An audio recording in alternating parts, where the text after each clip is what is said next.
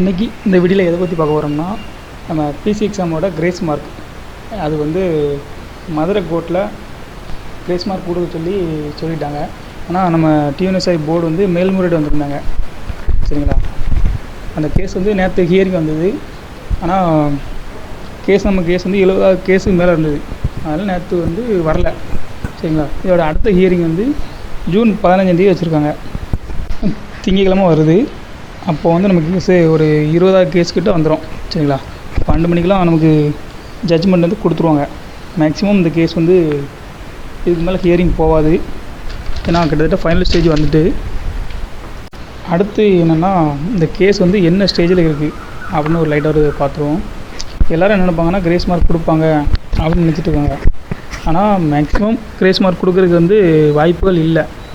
ஏன்னா ஃபஸ்ட்டு ஜட்ஜ்மெண்ட்டில் வந்து grace mark கொடுத்துட்டாங்க.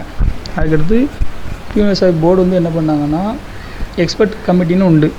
சரிங்களா, அவங்கள்ட்ட போய் கன்சல்ட் பண்ணிட்டு அதுக்கடுத்து தான் இவங்க மேல்முறையீடே போயிருக்காங்க போர்டு வந்து.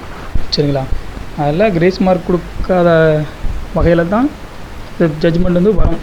மேக்ஸிமம் ஓவரால் தான் ரிசல்ட்டு இந்த மந்த் எண்டில் எதிர்பார்க்கலாம். அதே மாதிரி அடுத்த எக்ஸாம் படிச்சுட்டு இருக்கிறவங்க நல்லா தீவிரமாக படிங்க. ஏன்னா பார்டரில் பாஸ் ஆனாலாம் ஜாப் கிடைக்குமா இல்லையான்னு பயந்து தான் இருக்கணும். சரிங்களா, அதனால் ஒரு தெளிவோடு அடுத்த எக்ஸாம் படிக்கிறவங்க முன்னுக்கிட்டே ப்ரிப்பரேஷன் ஆரம்பிச்சிருங்க. சரிங்களா, ஏன்னா அதிக மார்க் எடுத்தால் மட்டும்தான் எதுலையுமே பயப்பட வேண்டாம். செப்டம்பரில் உங்களுக்கு வந்து நோட்டிஃபிகேஷன் கண்டிப்பாக இருக்குது. அடுத்த எக்ஸாம் படிக்கிறவங்க நல்லா தெளிவாக நல்லா உள்நோக்கி படிங்க.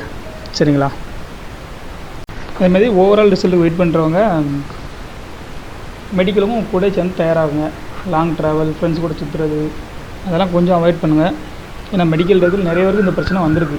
சரிங்களா, அதில் இவ்வளோ தூரம் நம்ம கஷ்டப்பட்டு எக்ஸாம் பாஸ் ஆகிட்டு ஃபிசிக்கல் முடிச்சுட்டு ஓவராலில் வந்து விட்டுறக்கூடாது. அந்த ஜாப் வந்து எப்படியாட்டும் வாங்கிடணும்.